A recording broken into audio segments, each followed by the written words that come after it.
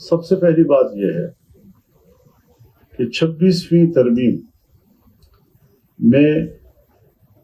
حکومت جہاں 35 شقوں سے دستبردار ہوئی تھی، جن شقوں سے وہ دستبردار ہوئی تھی، اگر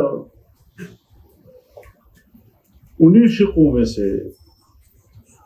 کوئی چیز 27ویں ترمیم میں آ کر پاس کی جاتی ہے